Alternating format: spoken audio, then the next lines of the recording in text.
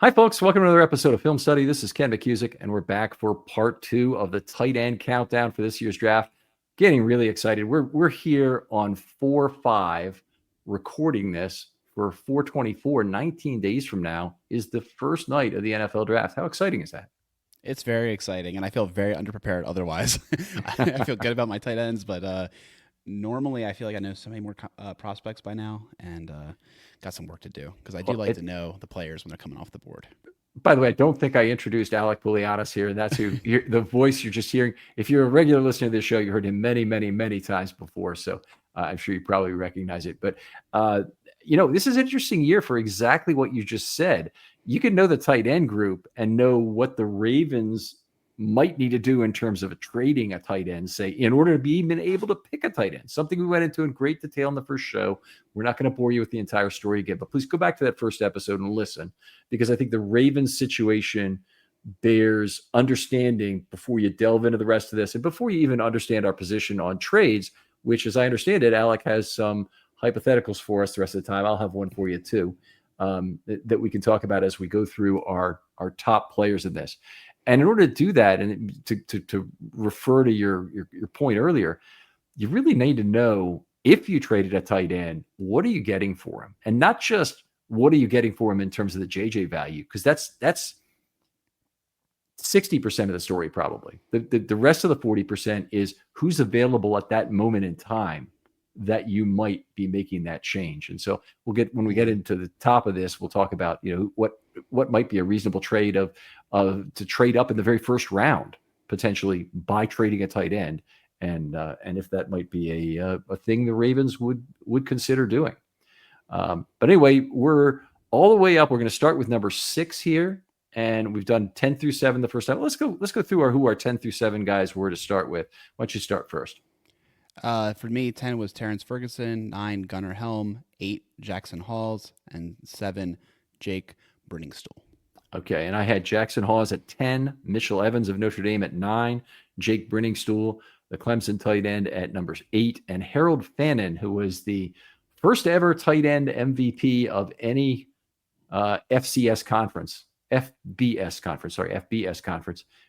this last season when he won it with the MAC MVP with Bowling Green. Yeah, let's go to your number 6 player. Okay, so number 6, we've entered the realm where trading Mark Andrews to be in position to get this player is okay with me. Obviously, I'm not saying they're going to be Mark Andrews, but like from a clock setting perspective. Thomas Fidone, Nebraska tight end, 605, 243, which is low compared to what we think his play weight was. 34-inch arms, long guy, 4'7", 40. Former 4-star with 2 ACL tears, only 11 games across those 2 seasons. He has inline experience, which, like we were discussing in the episode prior, sometimes is lacking in the college game. I thought he had good leg drive through blocks. I thought he had good pacing running his routes, but kind of lacked explosion out of the breaks, not as twitchy as you might want to see, but his length is really prestigious. He's able to have a big catch radius because of his length. And I also believe because of his length, he will be able, with, hashtag NFL weight room, to be a very solid blocker. He has the want to, and I think, just refining his technique and getting a little bit more strength. And again, 243 sounds low. He was listed as 255 in college. You can't really trust any of that, but that is what he was listed at. And I believe his frame could support that. It's very common that people will lose weight to run better at the combine. Yeah, for sure. And I think he almost was number 5 for me. I was really tempted to do that, but yeah, number 6 for me. Very good prospect in my opinion. This is where I started really getting excited about the tight end class. Okay, Fidone is off my list for a couple of reasons I'm going to get into, but the primary one is probably the injury flags. That's very serious. But the receiving metrics also were not particularly good. He had the lowest yards per target career of any of the 18 guys I looked at 7.2 yards per target in his entire career. That's just not very good. Now I realize some of it he's been playing with some less than stellar Nebraska quarterbacks these last few years when Nebraska's really been a down program. He also had the lowest passer rating throwing to him the entire time, 76.6 passer rating through him. Now he does break tackles pretty well, 0.22 last year, 0.15 career. He's certainly not huge by NFL standards. He's probably right in the mid-range. If he was back around, 248, 250, would put him right back in the middle of tight ends at 6'5" also.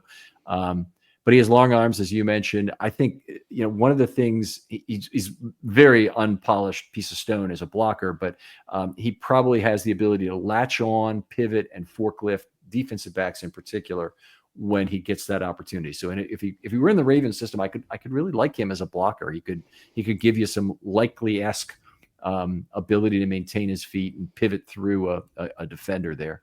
The receiving metrics are very poor, though, and I have a hard time getting by that. The injury flags were a problem. And, he's an athletic profile that certainly will stick on some roster, not as the Ravens are currently constituted. And he's also a player, I just think there's too much risk getting rid of one of your tight ends to draft Fidone with the set of risks he brings. Like, the last thing in the world you'd want is to draft a tight end who doesn't make your roster or can't play in 2025 for some reason to replace your star who you traded away to get draft value. You really look stupid if you made that kind of exchange. So Fidone's off my list. I still don't have a problem if the Ravens throw a 7th round pick on him, maybe even a 6th round pick. They've got 3 picks and they got 5 picks in those 2 rounds combined. If they want to decide we want a little more competition at tight end, I'm fine with that. I just wouldn't trade somebody to draft Fidone. That's fair. The injuries are very concerning. I do agree with that. Yeah, I guess I'm curious what his quarterback level play was in Nebraska. I would have no clue.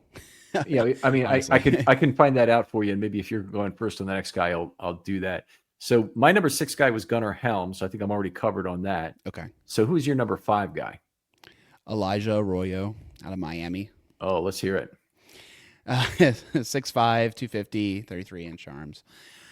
Great mover, the most athletic and fast guy in the draft. But I thought his routes lacked polish. He's also has an injury history. Didn't drop the ball much when Cam Ward threw it his way.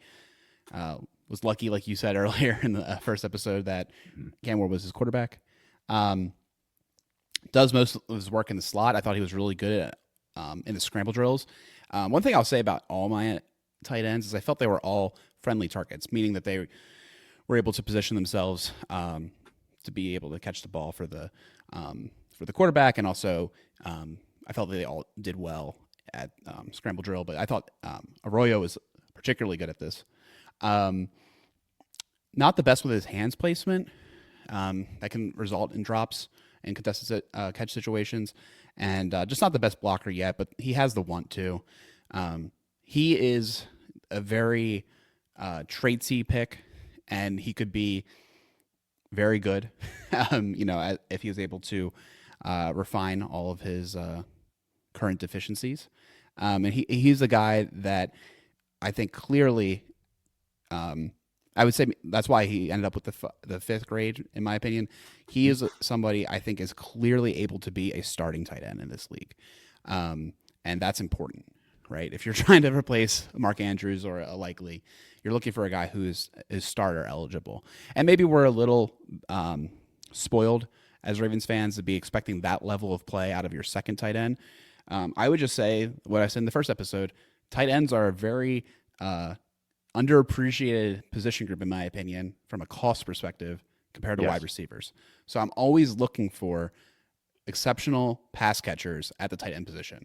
And that is why I will always skew my rankings that way, particularly because it's also hard to sometimes evaluate these guys as blockers because they don't get the opportunities in the college game, and it's not the same game. But yeah, and that's what I would say about Arroyo. Very promising prospect, another guy I'll be looking at wherever he goes in the NFL and pay attention to. All right, I'll give you the combination of the Nebraska quarterbacks before we move on and talk about Arroyo here. 13 touchdowns, 12 interceptions, and an 83.8 passer rating. So far from stellar, certainly in terms of what Fidone had to work with. Arroyo is one of the guys I came into this process expecting to not like because of a lack of inline play and a belief that he might have gotten too much help from a Cam Ward. And he did get help from Cam Ward, there's no doubt about it. But I ended up liking Elijah Arroyo a lot more, and he ended up being my number 2 guy. Okay. And I'll talk through some of the reasons here.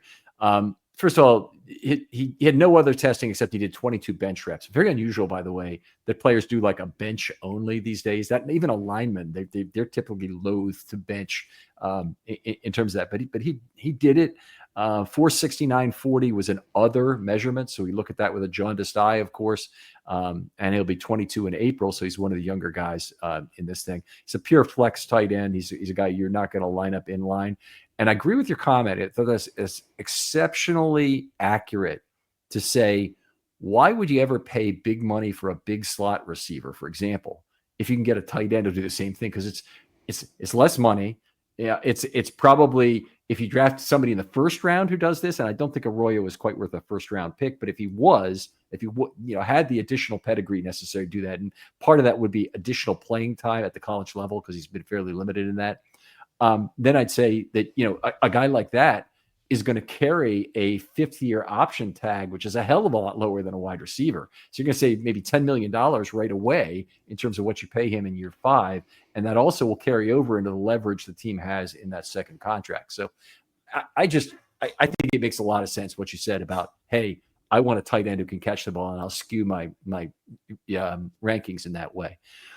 Now, in terms of receiving metrics, and he's playing with Cam Ward, but he was the best of the class in terms of his career ratings of these things. So his yards per target were 12.6 this year, which was the highest of the tight ends, 11.9 career, the highest of the tight ends. His YAC was 8.7, highest of the tight ends, and his ADOT was 10.4. So he's getting the ball down the field a fair amount, but still piling up YAC.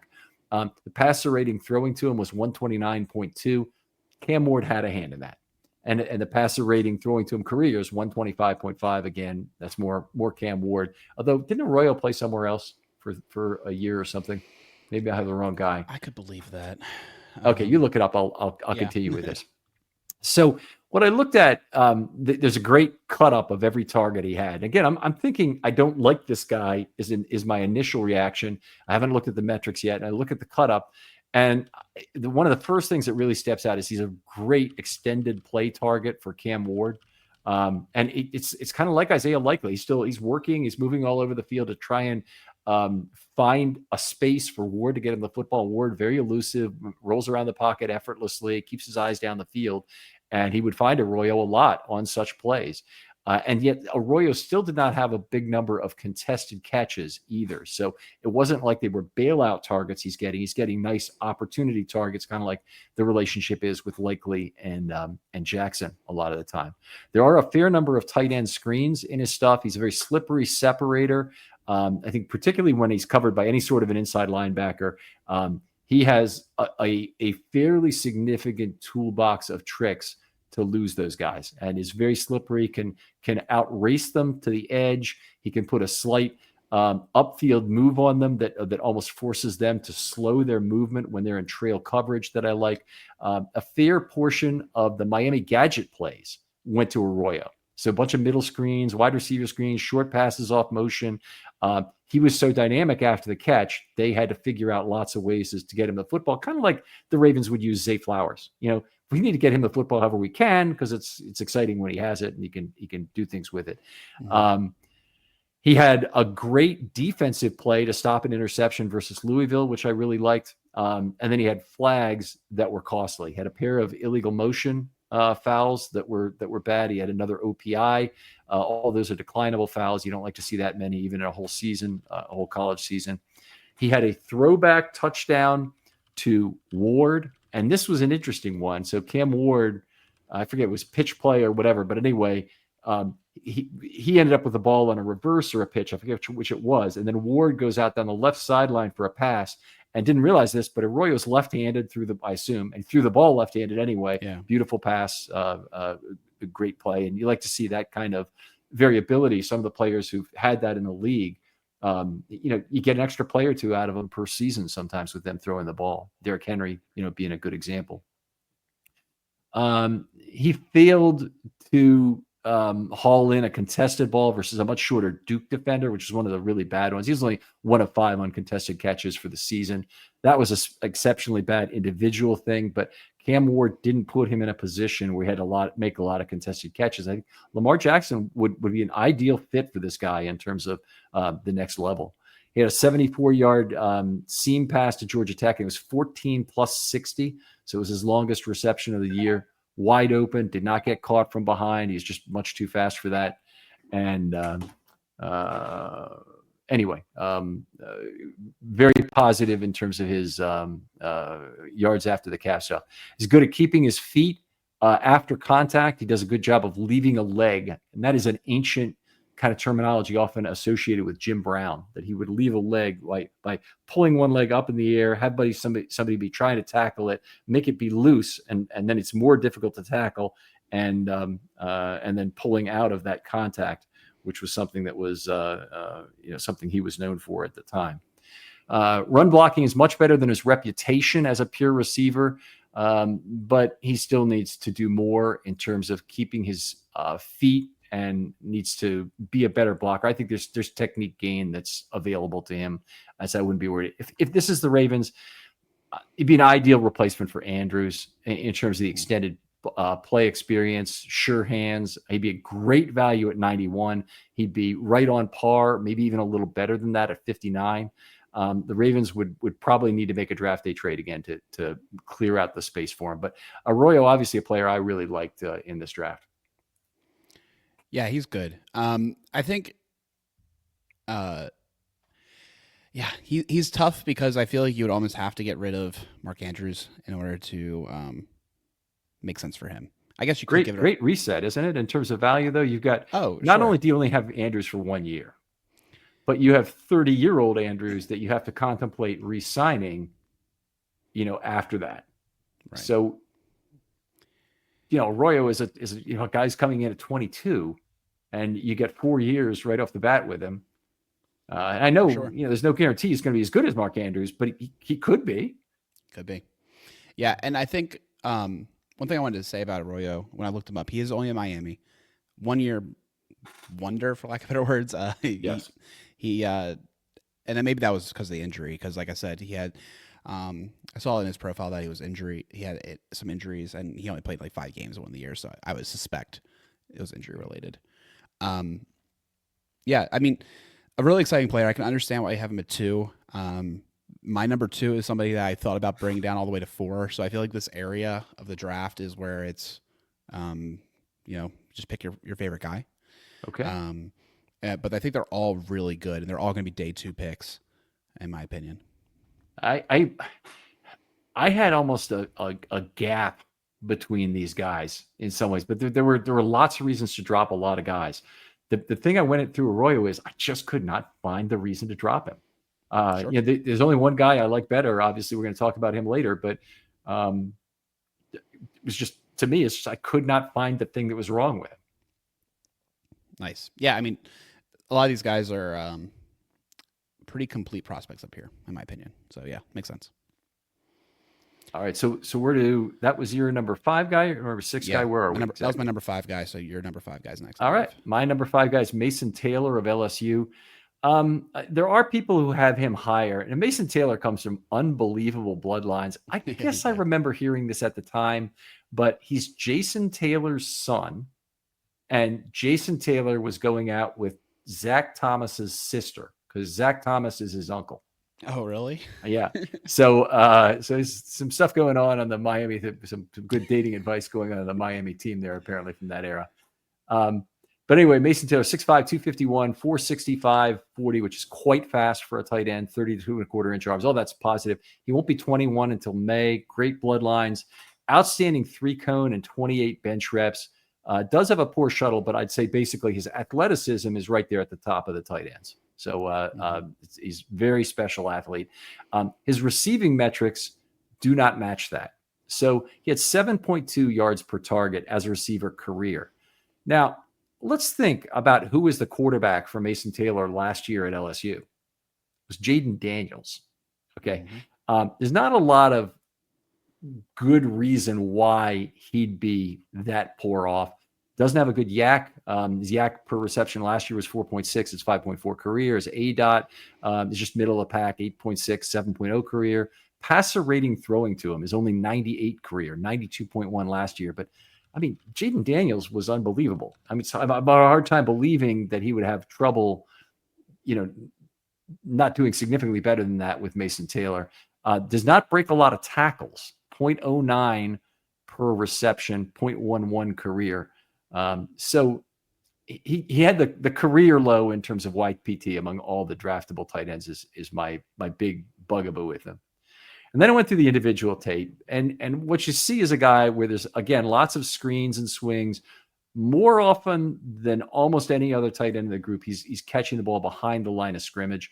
Now, his ADOT doesn't tell you that directly because he's got a mix of some balls he catches down the field and some balls he catches behind the line of scrimmage.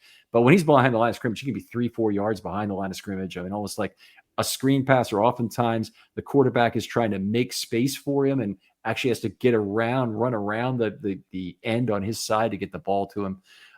Didn't drop the ball often, 1 in 79 targets. I think he does go up for the ball very strong, has good box out skills. Also has had some targets where he's bracketed and still gone up for the ball. There's a good one in the Ole Miss game if you want to look at that. He had 4 penalties on the year, and I always want to look at that and see what the problem is. But they're really good penalties. 3 false starts, not ideal, but it's a cost of doing business. And frankly, false starts are pre-snap penalties that can't be declined by the defense. So you always hear me talking about how they're less significant fouls. And then his other one was one of these weird one where he was an illegal man downfield. Sorry, an illegal touch in this case, because somebody had covered him. And he had no idea what had happened, but it was somebody on the outside had lined up on the line of scrimmage and made the formation illegal. Didn't have anything to do with him. Or maybe it did have something to do with him, and he was supposed to be, staggered off the line of scrimmage and didn't do it properly. But anyway, his 4 penalties, not a really big, serious problem. They were most effective when they used play action to get the ball to him. I think they used other forms of misdirection as well to make space in the middle of the field, and that's where he's most dangerous. He's a big body there.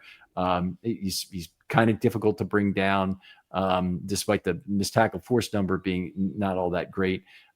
He's not a vertical threat, so he's a guy. You watch defensive backs catch up to this guy. You don't see him run free for touchdowns, and he finds space in zone, presents himself to the quarterback. He has a lot of highly polished receiving skills and highly polished football skills and understanding that I think come from his bloodlines. But I think I would worry about that in terms of how much better he'd be at the NFL level. So for me, he's a 3rd round pick. I think, he's been used with some frequency as a pass blocker, which is a plus. He's one of the few guys who is like a plus run blocker and a plus pass blocker in this class. And one of the guys that I took his blocking responsibility seriously. Again, maybe a bloodlines thing. Again, only draftable in the case of a trade. I wouldn't have any problem if they reset to him. I think the value is what would have to occur on this pick. I think he would have to be no earlier than round 3. And if he really wants to be a lot of value, you'd probably have to get him in round 4. But round 3 for is where value starts for Taylor. I don't think you'll get him there. For what it's worth, like, he's my number 4. And I understand why you would say that, but I just feel like he's going to go earlier. For instance, Jason actually has him as starred prospect in the tight end group at number 45. He really likes Taylor. And actually other evaluators I respect have him quite high as well. Obviously, like you said, prestigious bloodlines. I felt like he didn't play with as much strength as I thought he should have, given his level. Good pull blocker, though. Sometimes he sets his hands a little too wide, but this is all coachable stuff. Like you mentioned, big catch radius.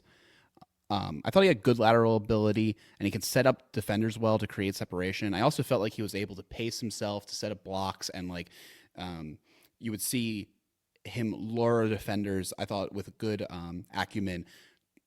He would lead him one way to set up the block, right? I thought he did that quite well. So like I said, number 4 on my list, he gets Mark Andrews comps from a couple people as far as his play style and his body type.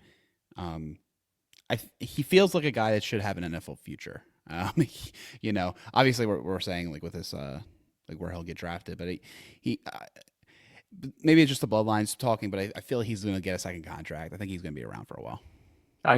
He's got the tools there to do it. You start with a tight end who can block and catch the ball and has decent receiving skills. That combination is not all that common. Even in a good tight end draft like this year, there aren't too many guys who are taking their blocking responsibility seriously, or even have that much in terms of blocking responsibilities. But he had a fair amount. Yep. All right, we're up to your number 4 guy, I guess then. That was Mason Taylor. So okay, and so my number 4 guy was Terrence Ferguson, who we talked about earlier. So we're all the way up to number 3, and I think we've only got no. You still have 3 guys. I'm not sure. We may only have 2 guys to talk about. I already talked about Harold Fannin. I feel like you have a guy like I don't have listed. I'm like worried about it at this point. No, it's Arroyo who I had at number 2 is probably the thing. Okay. But so are we up to my number 3 guy? Yeah, you're number 3. Okay, so your number 3 was, I'm sorry, remind me again. Harold Fannin. Harold Fannin. Okay, now that makes sense. Okay. So my number 3 guy, and this is the player I'm probably most unsure about at any position because I really don't like the guy. I have a lot of reasons why I don't like the guy. I'm going to list them out. I'm going to be merciless about that because that's what the draft process is. But it's Colston Loveland of Michigan. And there are some problems that he had to deal with being, the focal point of the Michigan offense, along with playing with a shitty quarterback. I mean, that's a really bad combination. He had played with a couple guys who just aren't any good at all. Warren and who's the other guy? But anyway, Warren being Orgy. Yeah, he has a name, O-R-J-I, right? So he's 6'6", 248, a 470 other rating, 32 3/4 arms. There's no other testing that I have for him. His receiving metrics are just really unimpressive. 7.1 yards per target, a yak of 5.2, a short ADOT of 7.1, a passer rating throwing to him of 78.4. This is from a lot of people's consensus first-round draft pick at tight end. That does not compute. Missed tackles force, of course, he'd be better, but he isn't. At 0.05 missed tackles force per reception, he is the lowest of all the draftable tight ends. The lowest. Okay. 0.07 career, also the lowest of all the drafted tight end. He has nice hands, only 2 drops and 82 targets. One of the real problems with him is he doesn't make contested catches well. Now, he had a lot of contested catch opportunities with 10 this last year.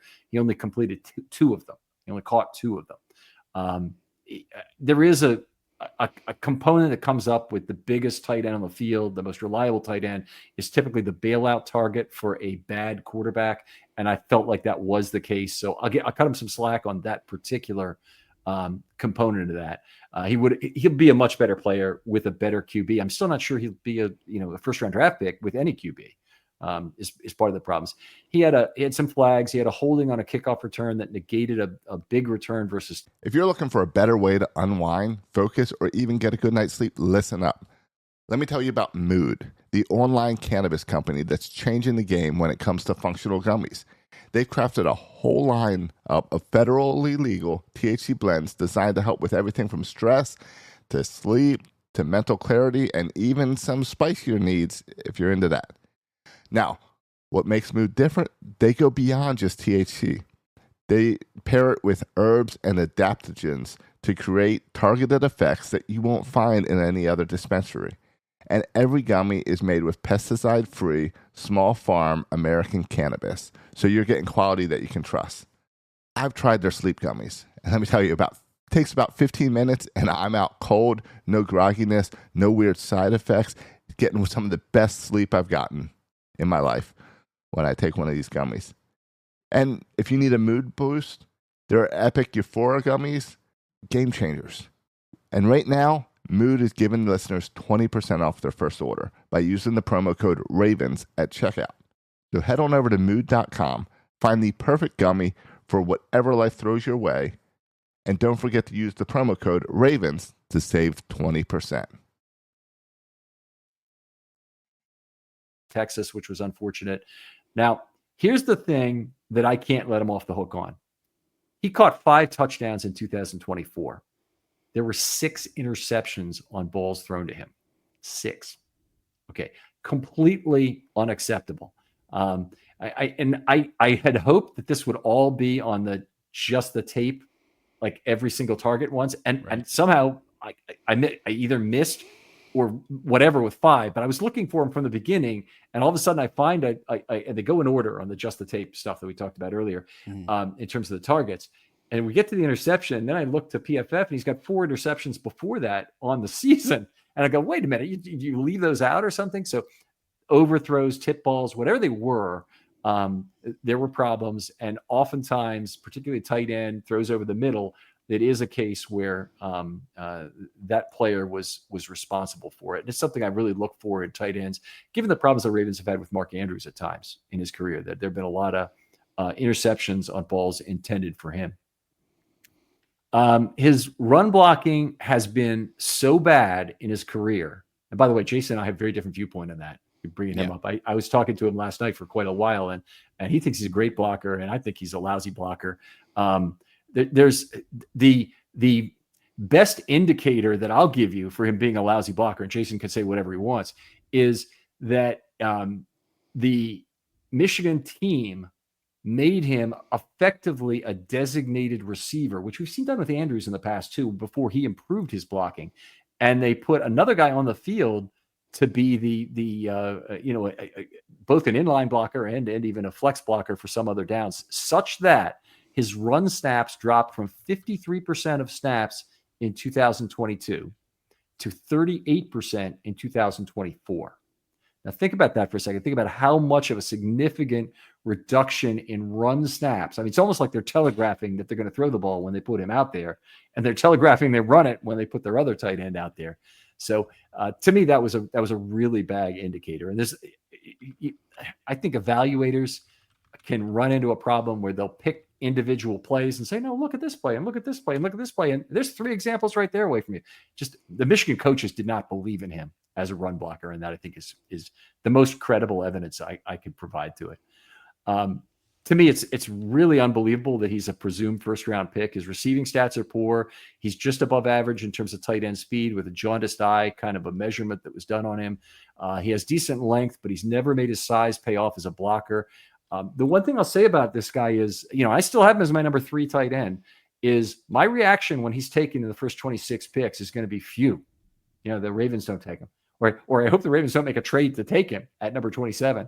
But he's not. He's my 3rd best, but he's considerably behind Arroyo in terms of how much I would want the guy. Gotcha. Well, he's my number 1. So here we are. So with the blocking, I understand your position. I wrote down he was not the best blocker. I saw he missed assignments when blocking, which kind of gets to your point of maybe why he was no longer trusted with those things. But I feel like he had the upside is there, that he could be coached into it. Great hands. He's actually a tight end. He's not a converted athlete. He's been playing tight end for a while.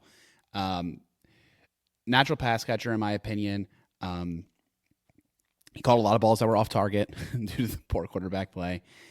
One thing that I thought was really important with him is I thought was best in class when it came to keeping his momentum through the catch point and then be able to use that to go forward and get yak. I really liked him. I knew I liked him last year when I saw him pop up on Eric All's film when they shared the field together in 22. So maybe there's a little bit of priors there going on. I think I can understand why you'd be concerned with him in the first round, because I don't know. I feel like first round tight ends are a hard pitch sometimes. I loved Dalton Kincaid. It didn't work out. At least in the way it's been working out so far, it's just he hasn't quite reached that potential. I feel as though with tight end, maybe it's skewed by bias, but so many good tight ends are drafted at day 2, day 3 even, that when you put your first round capital on them, I mean, you can look at Pitts, he failed. Trying to think of other first round tight ends that weren't great. Brock Bowers worked out. Well, Brock Bowers is exceptional, right? Yeah. He's the throwing around term that's too often is generational talent, but I feel like he probably fits the bill there. But yeah, I mean, you think about Trey McBride, right? He was drafted, I forget when, but I think day 2. I think he was a second round pick.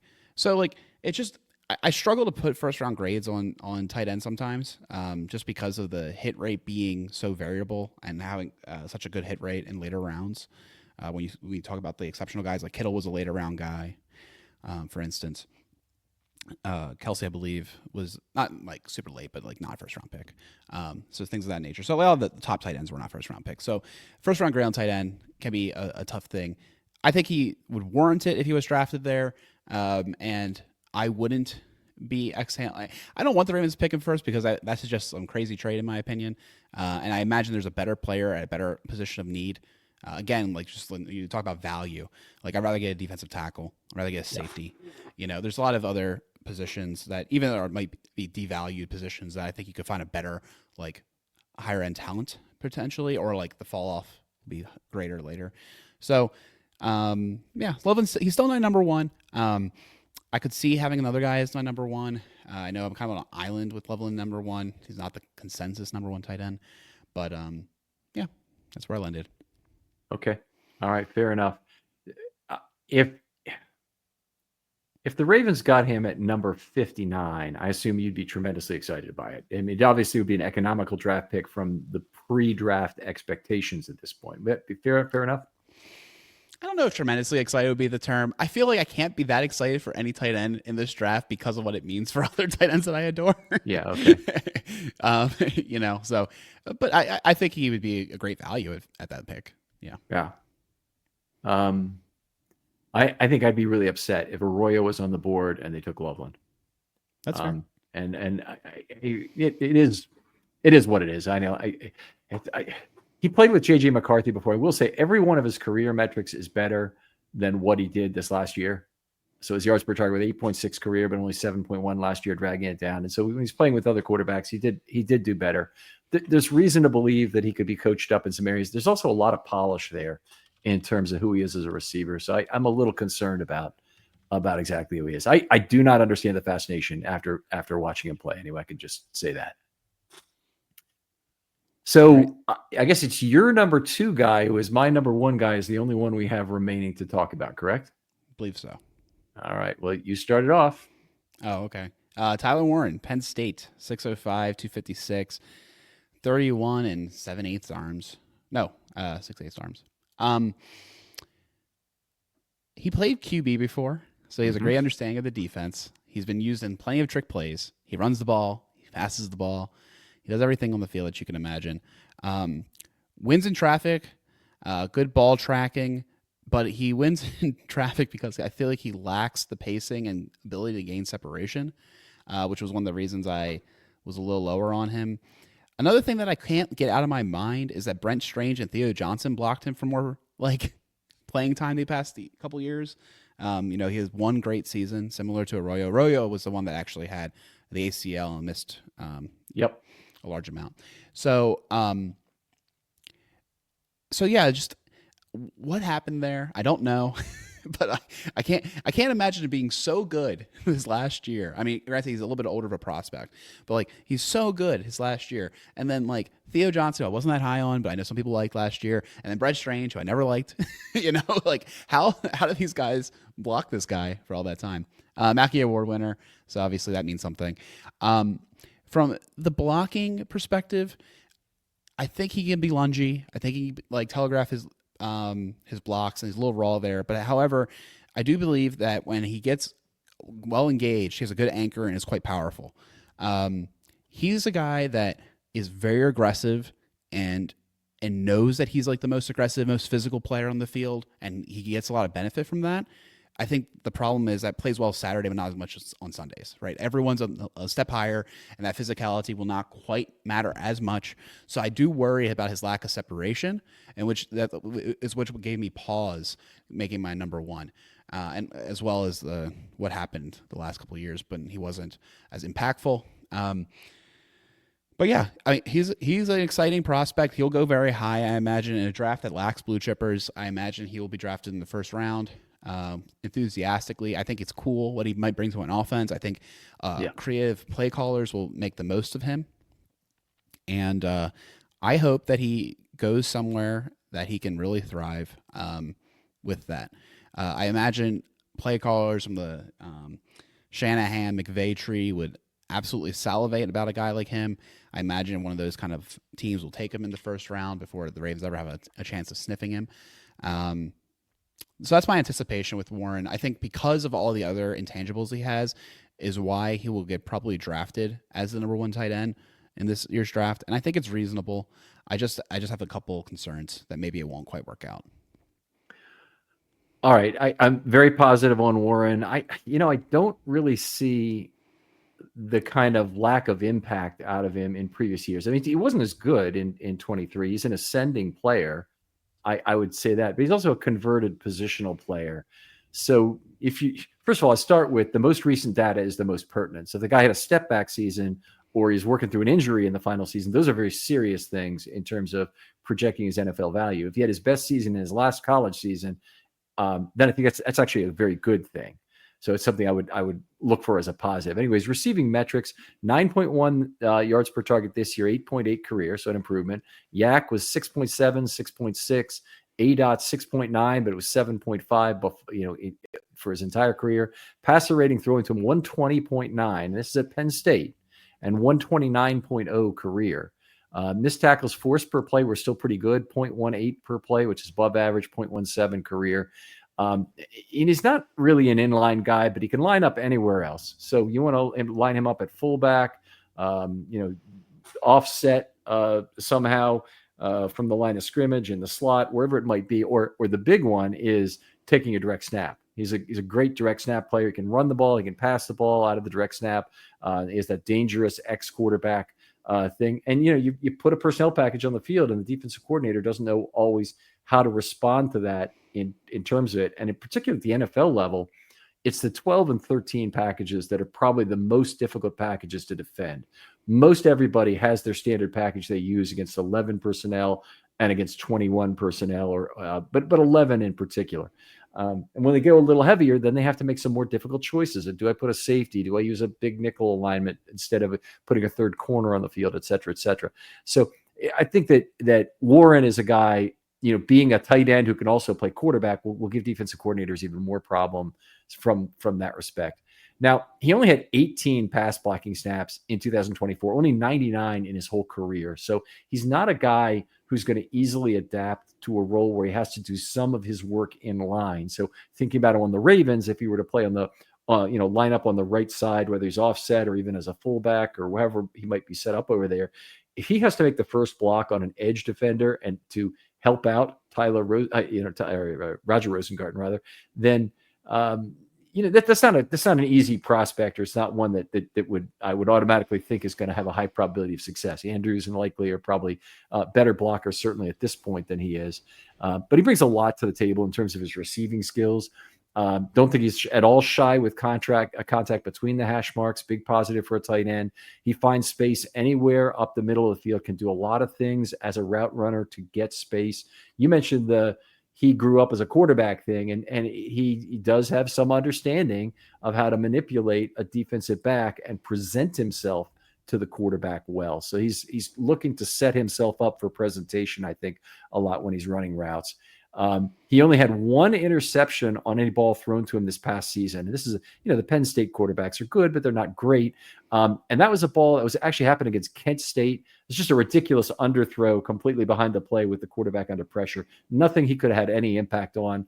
And if you see that Kent State game, you'll see what I'm talking about. But same game, which he actually had a pretty good game that way. Let me look at he caught 5 out of 7 balls for 50 yards in that game. He had a great reach back, one-handed catch in that game, which really showed off, I think, what his catch radius is. Gunnar Helm is the other really big one. There's one other in my honorable mentions who kind of meets the standard as well. So the Penn State offense, honestly, was a kind of a study in how to use Tyler Warren in different ways to be a dangerous weapon. And it kind of reminds me of Harold Fannin in a way, that he's the best player on the field and people know the ball's going to him, or he's starting with the ball, or they're going to have to do something to scheme him open some of the time. And yet they still have, difficulty figuring out how to stop him on the play. He didn't suffer from being a frequent target the way some of the other guys in this draft have, in particular Colston Loveland. Yeah, from that perspective, he's an easy number one choice for me. The Ravens will not have any chance at him. He'll be long gone by 27. He might be undervalued by them anyway, because they'd really have to make a trade early in order to be able to take a Tyler Warren and reset their tight end room. It'd be kind of exciting if they did. I just think that the Ravens have other bigger needs, and they're looking to get more of a value tight end later in this draft. So he'll go somewhere else. And unlike you, I wish the worst on any players who are not drafted by the Baltimore Ravens. So I hope he goes to a scheme where he completely fails, along with some of the other first round tight ends that have in recent years. That's so mean, Ken. I don't think that means fair. That's Schadenfreude is important, particularly because of a divisional opponent. You don't want him having any success. Come on, don't even start down that road. Yeah. And I don't think that he would fit well with any of our divisional teams. Luckily, Kansas City, Buffalo, you wouldn't want him going there either. I would be miserable. Yeah. I mean, definitely, I don't want that. But you can't help that they're good players in the league, right? And like that happens. The thing with Tyler Warren is I think he'd be really cool on like the Washington football team, right? The Commanders, any team that has a actual dynamic quarterback. I think it'd be really interesting because of the trick play optionality. So I kind of hope that he goes to a place like that. Some of my feeling about that was a lot of that was mitigated. The value of it would be mitigated coming to play with Jackson, because you really don't want to take the ball out of Lamar Jackson's hands. Sure. To be a direct snap guy. Now you can still do other trick play things with him and get him the football and then allow him to throw it, but that's really a subset. A lot of what he does, what Warren does, is just line up at the shotgun, take the snap, and raise hell. And a lot of his JTT snaps, if you go out there, there's probably 7 snaps or something on that year where he took a direct snap as a quarterback.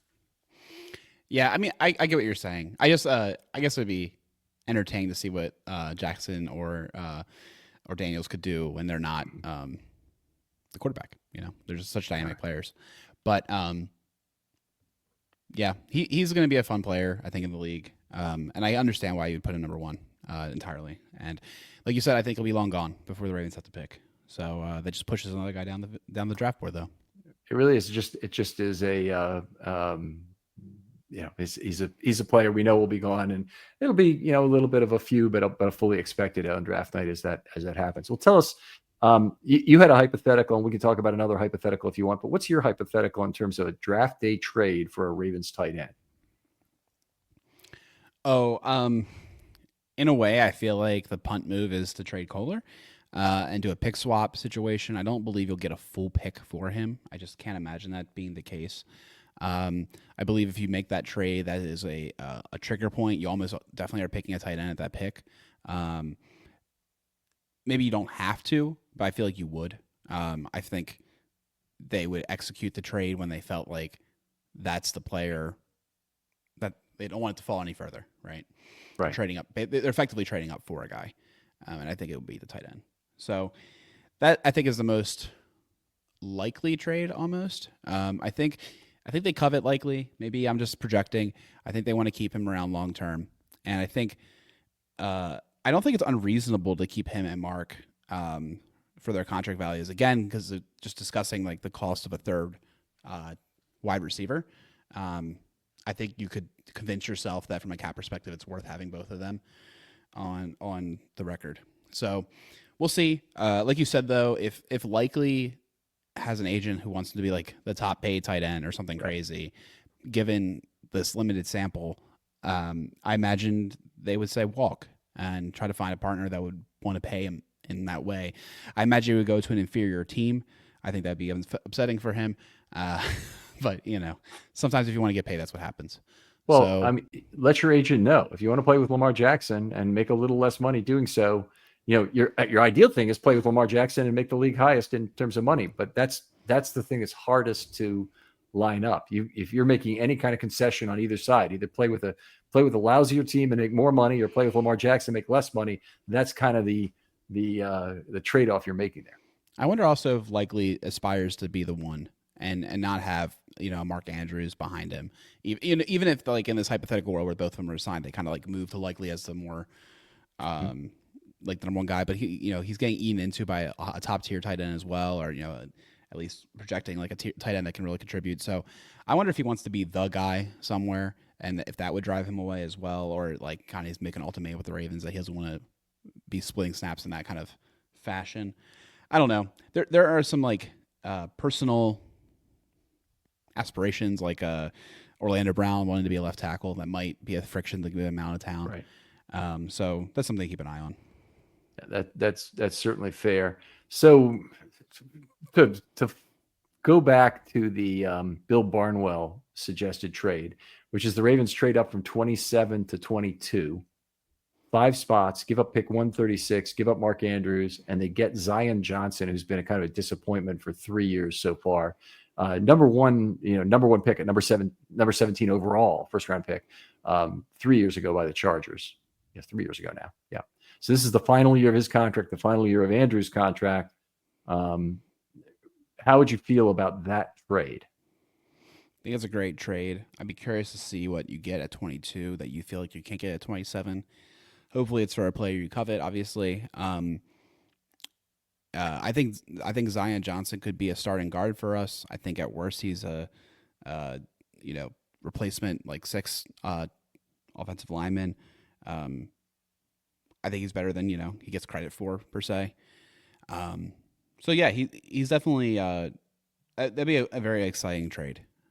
Yeah, I think it could be made orders of magnitude more exciting if you're moving up from 27 to 22, because either of 2 defensive stars are on the board and you could get them. And the 2 guys that I would do it for in a flash, just because I like these guys so much, are Jahdae Barron of Texas, the cornerback, or I would do it for Nick Emanwari and have a second Hamilton type player on the Ravens, which I think would be one of the really coolest possibilities.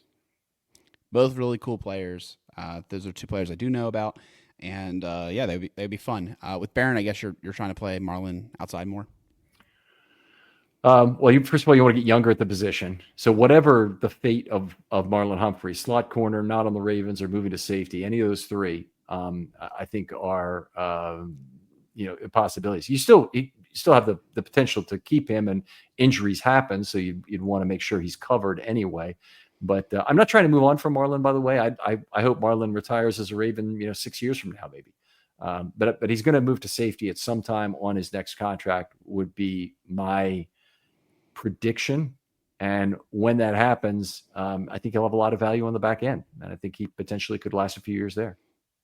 Oh, for sure. I think he should be. I think he should be forever a Raven. And I like this career arc for him. I'm excited about it as well. I think he could age really well and play quite deep into his career and be excellent. So I agree with that. Very interested to see what they do with the corner position. TJ Tampa's just there like the forgotten man because we don't know what he'll be after the lost season. So yeah, I'm curious to see what they do, and I feel like there's still room for them to sign a veteran guy.